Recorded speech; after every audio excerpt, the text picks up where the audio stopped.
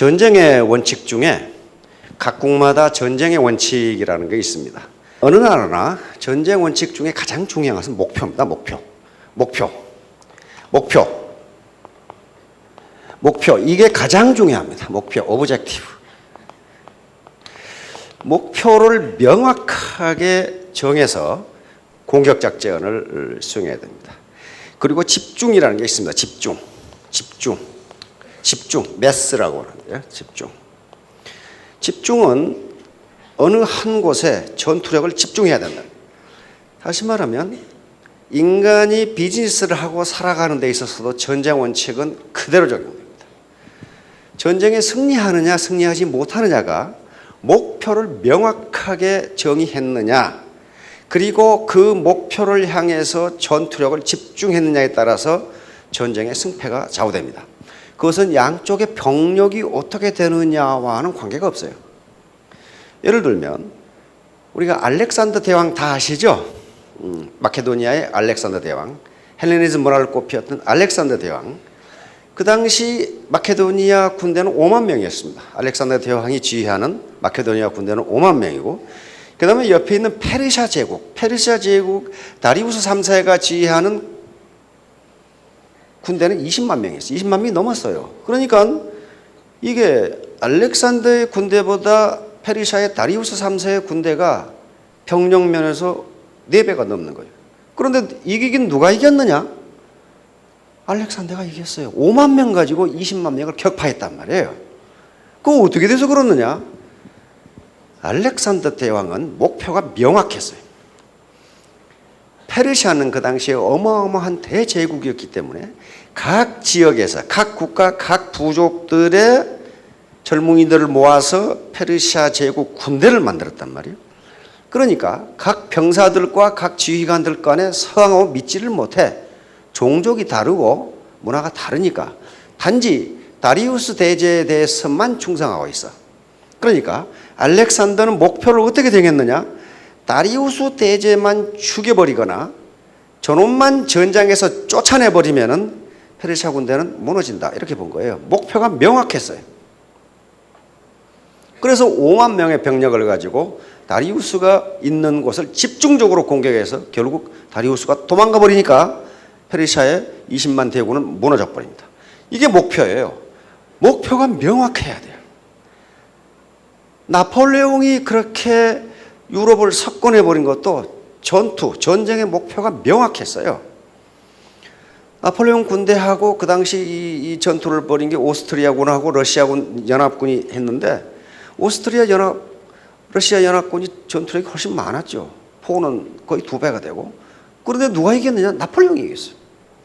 나폴레옹은 여러 군데의 병력을 분산하지 않고 러시아가 점령하고 있는 지역에다가 집중적으로 병력을 투입해서 거기를 격파해버리니까 러시아가 무너져 버린 거예요. 그러니까 나머지 다 무너지죠.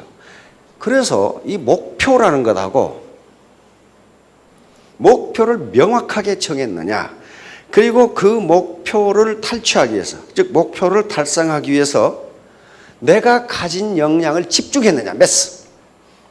선택과 집중이에요. 오늘날 비즈니스에 있어서도 그 기업이 망하느냐 또는 흥하느냐가 선택과 집중에 있다는 건 다 압니다. 비즈니스를 해본 사람은.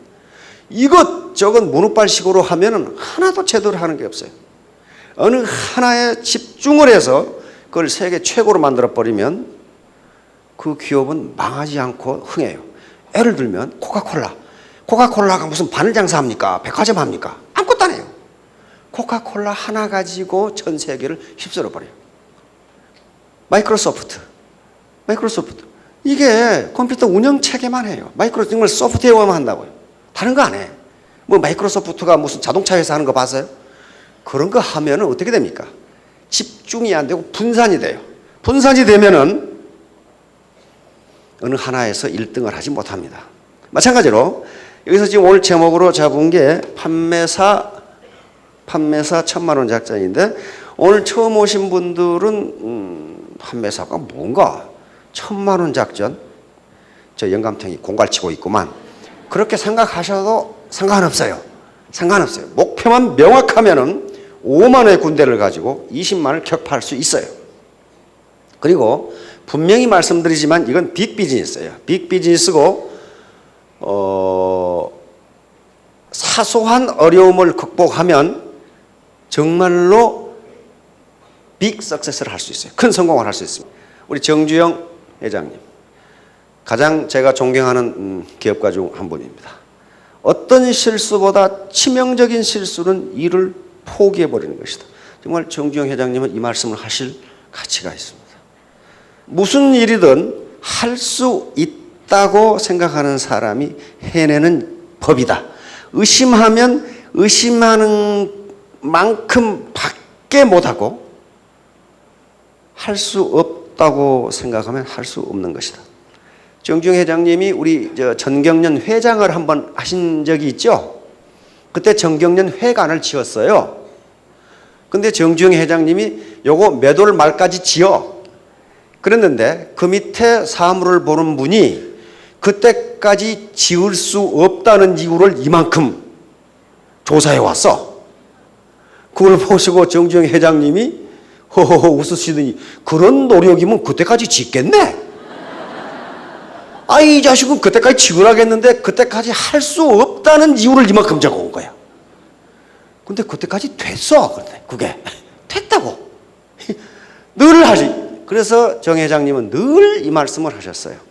할 수 있다고 생각하는 사람은 한다. 삶의 질을 변화시키기 위해 필요한 그 무엇, 이 책 속에 있는 겁니다. 첫 번째로 난 반드시 내가 원하는 대로 살 수 있고 그렇게 되도록 할 수 있다는 신념입니다. 이게 사실은 이런 성공학 강의 또는 자기개발 이론 강의 거의 전부입니다. 나는 그렇게 할 수 있다. 나는 그럴 만한 인물이다. 이걸 셀프 이미지라고 그래요. 내가 나를 평가하는데 나를 비하하지 말라는 거예요. 아까 전쟁의 원칙 중에 가장 중요한 게 목표라고 그랬어요. 우리 군대가 어디를 공격할 것이냐. 그러면 애터미 사업에서는 바로 군대가 자기 혼자예요. 자기 혼자잖아요. 자기가 지휘관이에요. 지휘관. 그러면 밑에 파트너들이 있으니까 사실은 연합전선을 구축하고 있는 거라고.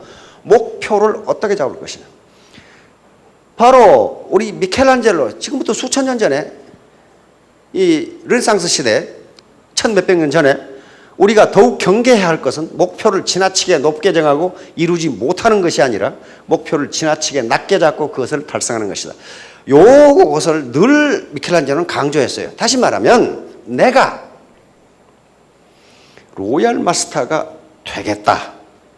상당히 어렵거든요. 쉬운 게 아니에요. 그런데 그렇게 자꾸 달성하지 못하더라도 호랑이를 그리다가 안 되면 개라도 되는데 처음부터 개를 그리려고 생각하면 쥐밖에 안 나온다. 지금 그런 얘기예요. 지금 미켈란젤로가 늘 얘기를 했어요. 너무 목표를 낮게 잡지 마라. 높게 잡고. 왜? 인간의 잠재력이라는 걸 알고 있었어요. 잠재력을 발휘하면 그 목표를 달성할 수 있다. 이렇게 본 거예요. 그러나 가장 중요한 게 목표예요. 이것은요, 어떤 기업이든지 또는 어떤 국가든지 그 목표라는 게 있어요. 목표. 우리 애터미의 첫 번째 목표가 뭐예요? 우리 국가 목표도 첫 번째가 생존이에요. 나라가 살아남아야 그 다음 뭐 일을 할 거 아니에요. 국가 목표 첫 번째가 생존이에요. 모든 조직, 모든 유기체의 첫 번째 목표는 생존입니다. 살아남아야 돼요. 자, 목표 설정과 몰입인데 이것은 왜 목표를 설정하는 이유가 많은데요. 목표가 없으면 몰입이 안 돼요. 몰입이 안 돼. 이 얘기는 가끔 제가 이 예를 들은데요. 어떤 도시국가의 청년이 불평이 많아. 왕한테 가가지고 왕이시여. 왕이라면은 인생을 성공적으로 사는 방법이 무엇입니까? 왕이라면 그 정도는 가르쳐 줘야죠. 그러니까 왕이 그래 내가 가르쳐 주마. 근데 조건이 하나 있다. 요 포도주잔에 포도주를 담아가지고 시내를 한 바퀴 돌아와서 오면 내가 가르쳐 주겠다. 단 네가 그 포도주잔을 들고 포도주를 한 방울이라도 흘리면 네 목을 치겠다. 오케이 하겠네. 오케이 하고 이거 들었단 말이에요. 그래서 포도주잔을 들고 시내를 한 바퀴 돌아오니까 한 방울도 안 흘렸어요. 그러니까 왕이 물었습니다. 너 시내 돌아다니면서 술 먹고 노래 부르는 소리 들었냐? 그랬더니 못 들었습니다. 청춘 남녀가 데이트하는 거 봤냐? 못 봤습니다. 장사꾼들이 싸우는 거 봤냐? 못 봤습니다. 바로 그거다. 그게 성공의 비결이다. 네가 무엇인가 집중하면 옆에서 뭐라고 하건 그 소리가 들리지 않는다. 그러면 너는 성공한다. 자, 여기에는 두 가지 목표가 있습니다. 하나는 이 청년은 인생을 성공적으로 사는 방법을 알아야 되겠다는 최고 목표, 최상의 목표라고 그래. 이게 최상의 목표가 있어요. 그런데 그 목표가 너무 중요하기 때문에 왕이 이 포도주 잔을 들고 한 방울도 흘리지 않고 돌아오면 가르쳐 주겠다. 이걸 오케이 한 거예요. 그러니까 단기적인 목표는 포도주를 흘리지 않고 돌아오는 것, 이게 단기 목표예요. 그렇죠? 그러나 장기 목표는 인생을 성공적으로 사는 방법을 아는 것, 이게 장기 목표예요. 그런데 이 청년에게는 목이 달아나도 좋으니 이 장기 목표가 너무 중요하니까 왕의 제안을 받아들인 거란 말이에요. 그러니까 여러분들이 균형 잡힌 삶, 다시 말하면 경제적으로 풍요롭고 그 다음에 누군가를 사랑하고 내가 배우고 싶은 걸 배우고 그리고 주변 환경, 다시 말하면 이 사회와 국가 또는 인류에게 기여하는 삶을 살고 싶다는 목표가 너무 중요하다면은 단기 목표를 달성해야 된다는 거예요. 단기 목표가 우선 판매사가 되는 거고 월천댁이 되는 거라고 그래요, 지금. 그러면 자기 암시인데 왜 목표를 설정하라고 하느냐? 성공 철학자들과 성공학 이론가들이 이구동성으로 하는 것은 자기 암시입니다. 자기 암시. 내가 언제까지 3개월 이내에 판매사가 되겠다. 내가 3년 이내에 월천댁 월천남이 되겠다.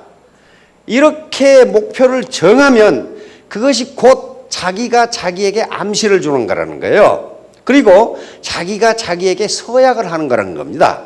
그런데 그것이 잠재의식에 들어가면 잠재의식은 성공 메커니즘, 석세스 메커니즘을 자동적으로 작동시켜서 그 목표를 달성해 준다.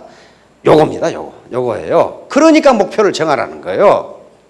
아무 목표가 없으면 자기가 자기에게 서약을 하는 것이 없어요. 우리가 서약을 하면 그걸 지키려고 노력하잖아요. 그리고 그것이 잠재의식 속에 들어간다는 거예요. 근데 잠재의식, 우리 인간의식은 현재의식이 있고 잠재의식이 있는데 현재의식은 10%밖에 되지 않습니다. 이것은 지그문트 프로이트, 정신분석학을 창시했던 지그문트 프로이트의 최대의 발견이라고 이렇게 해야 됩니다. 잠재의식이라는 게 우리가 의식하지 못하는 subconscious mind가 있다는 거예요. 그러니까 내가 3개월 이내에 판매사가 되느냐 못 되느냐, 내가 3년 이내에 월천댁이 되느냐 못 되느냐를 내가 판단하는 것은 10%밖에 안 되는 현재의식으로 판단한 거라 그 말이에요. 근데 90%나 되는 잠재의식은 너는 할 수 있다고 생각하는데 현재의식은 나는 할 수 없다고 생각한단 말이에요. 그러니까 이걸 목표를 정해놓고 그걸 잠재의식에 계속 집어넣어서 할 수 있다는 마인드로 바꾸라는 거예요. 그만큼 잠재의식은 무섭습니다. 믿는 대로 이루어진다예요. 믿는 대로 이루어진다. 이제 잠재의식 속에 목표를 집어넣으세요. 그냥 나는 2017년 5월 30일까지 월천댁이 되겠다. 안 되면 손해볼 거 있나요? 없어요. 손해를 안 봐. 손해를 해놓고 나는 할 수 있다. 나는 반드시 하겠다. 이걸 침대 머리맡에 붙여놓고 하시라는 거예요. 이거 침대 머리맡에 붙여놓고 중얼거린다고 해서 누가 미친놈이라고 할 사람도 없고, 옆에서 남편이 미쳤다고 그러면 그거 어떻게 하셨어요? 그렇게 얘기했어요. 나 미쳤는데. 내가 미쳤는데 3년 후에 당신 애쿠스 사줄게. 그러면 남자들은 또 철딱서니가 없어서 3년 후에 애쿠스 생긴다고 또 생각하고 있어 또. 요 목표를 정해놓고 자기 암시를 주라는 거예요. 요거 이제 판매사를 100일로 잡은 것은 하루 10시간 몰입을 가정한 거면 1000시간이에요. 1000시간 몰입하면 판매사 될 수 있다는 거예요. 예, 천일 천만원 작전도 마찬가지입니다. 천일 천만원 작전은 바로 1만 시간의 법칙을 이야기하는 겁니다. 1만 시간의 법칙은 세계적인 법칙입니다. 1만 시간을 몰입하지 않고는 누구도 눈에 띄는 성공을 할 수 없다는 게 1만 시간의 법칙이에요. 미국에서는 특히 이 법칙을 실험하는